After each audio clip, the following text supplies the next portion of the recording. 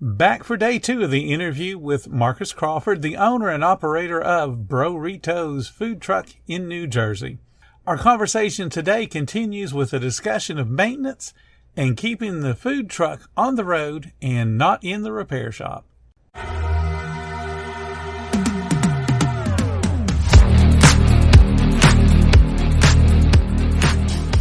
Welcome to the 10-Minute Food Truck Training Podcast. My name is Bill Moore. I am a food truck business coach, author of 5 food truck vending books, including Food Truck 101 and Food Truck 201. This podcast is all about helping you start and grow your food truck business. Go further with the American Express Business Gold Card. Earn 3 times membership rewards points on flights and prepaid hotels when you book through AmexTravel.com. Whether your destination is a business conference or a client meeting, your purchases will help you earn more points for future trips. Experience more on your travels with Amex Business Gold. Terms apply. Learn more at americanexpress.com/business-gold. Amex Business Gold Card. Built for business by American Express. So let's start about some of those challenges. You said you did the Soup Man, and I think that led to your first experience as a food trailer, wasn't it? Yeah. So I worked within the Soup Man organization. That was my 9-to-5 job for a couple of years. And they had a really, really good soup product, and it stemmed from, there's a whole Seinfeld episode about the owner.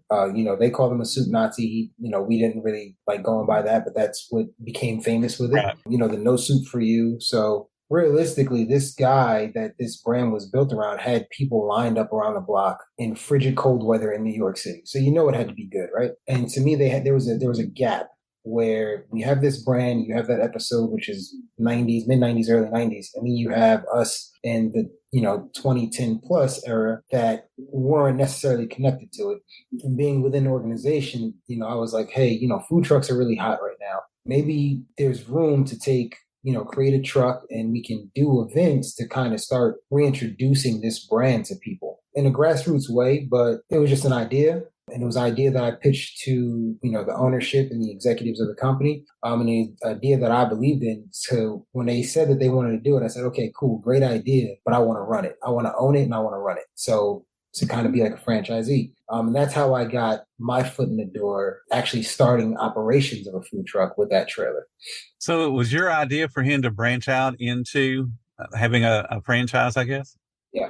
Into a mobile franchise. They did franchises before, and they had a really good pop. And then again, around like that '08 era, like some of their stores just didn't pan out, they didn't make out. But in actually doing like a mobile franchise opportunity, that was my idea. Okay. So how did that work out as far as everything to do with the food trailer service and the communication between you and the franchisor? How did that work? So it was super simple because, again, it was a small organization. I think there was probably 6 or 7 of us in their corporate office. Right.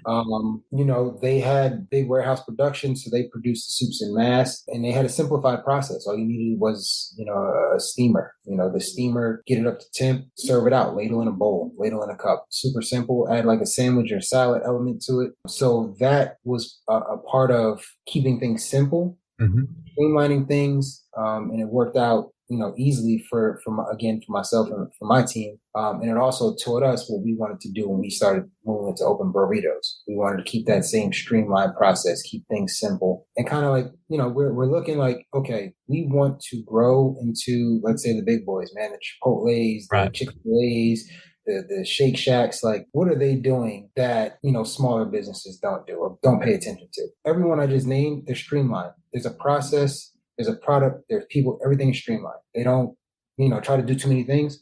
So cool, let's try to focus on doing what they do, but let's just do it our way.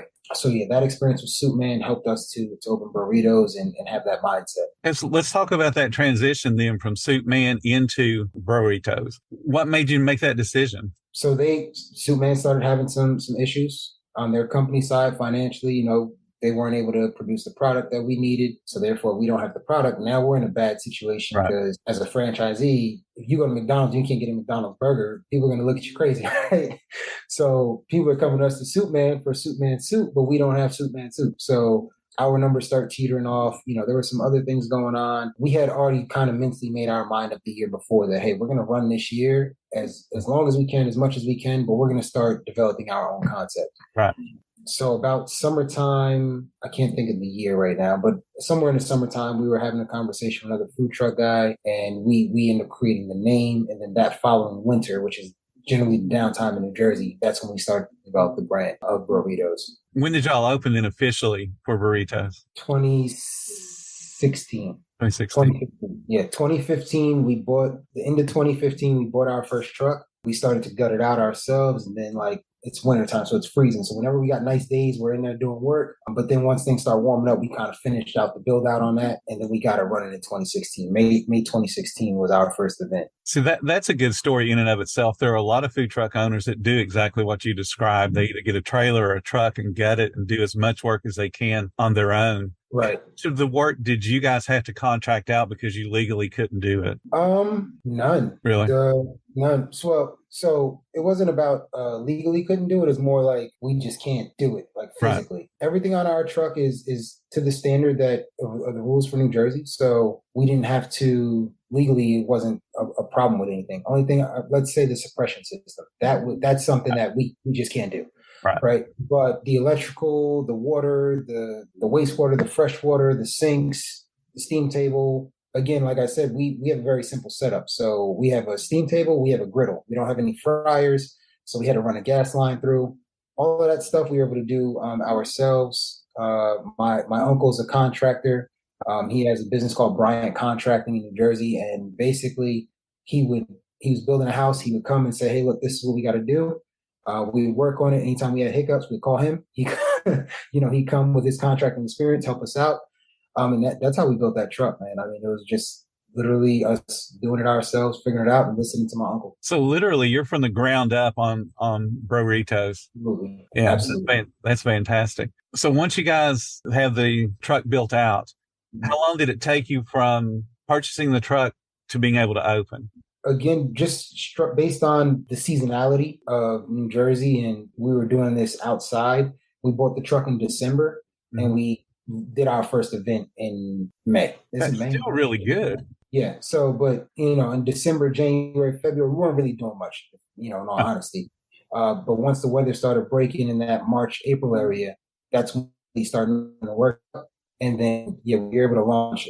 We did the first event, May 21st is coming to my head, in East Hanover. And the reason I remember that is because it's our first event. And as soon as the event ended, we went to start the truck. It wouldn't start. Been there. So everything worked out inside. We had a great service. Truck had an issue. Yeah, that was one. That was its own situation. But it happens, and it pops up a lot more than people would realize. Because your personal automobile may break down maybe once a year, maybe. But food trucks seem to break down more frequently than that. I mean, honestly, in my experience, what I think that my trucks will have one major breakdown per year. Right. One.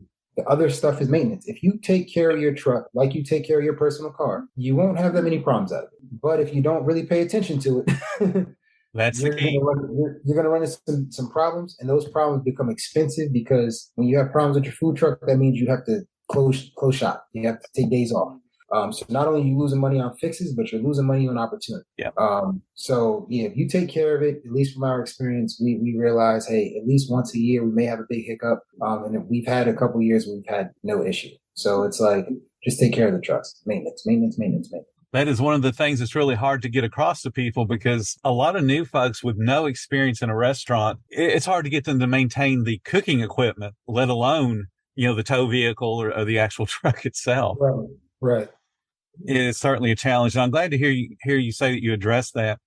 Just kind of keeping on that particular avenue. So you have a second truck now as well, correct? Yeah, we have two trucks now. Right. Do you have like an ongoing maintenance program for those? So we're building it out. Realistically, it's like oil changes. We focus primarily on the oil changes and the generator oil changes. And then in our off season, we'll take our generators and get those like tuned up. Right. So the generators tuned up in the off season when things are quiet. Any other things that we may feel like are off balance, sounds that we hear, stuff like that, we'll address those when we have like downtime. But we primarily focus on making sure the oil is changed, and making sure the generator oil is changed, because those are pretty much the two heartbeats. And if you don't Right. have one of those, we got problems. Exactly. And it's like you said before, it's the same maintenance you would put into your personal vehicle. Right. So I'm sure you guys also look at the tires from time to time to make sure they're not get too treadbare. And Take a look at tires, and tires don't wear down that fast from my experience. But yeah, always eyeing, just taking a little walk around the truck, making sure everything is where it's supposed to be. And if something seems like it's off, let's bring it to the attention of, upper management. Let's address it as soon as possible. My biggest thing is being proactive versus reactive. Because if you're proactive, you could save yourself a lot of headaches and a lot of money. But when you're reactive, now, the fire is starting. You got to find a way to put it out. Yeah, that's for sure. And I'll tell my folks, I don't want you to be a fireman. Do not want you to be a fireman. Not a lot of fun. Tomorrow we'll be back and we'll be talking about how Bro-Ritos survived 2020 and managed to open a second food truck as well as a storefront. Thank you so much for listening to the 10-Minute Food Truck Training Podcast. If you're finding all the information helpful to your food truck business, please become a monthly supporter of the podcast. Just hit the support button or follow the link in the description. Every little bit does help keep us going. Join our Facebook group. It's called Food Truck Training. We have a whole bunch of awesome members at all different levels, from brand new beginners to decades-old veterans. They've all got your back when it comes to helping you with your food truck. And again, thank you for listening. Come back tomorrow because I got plenty more to say when it comes to helping you and your food truck business grow.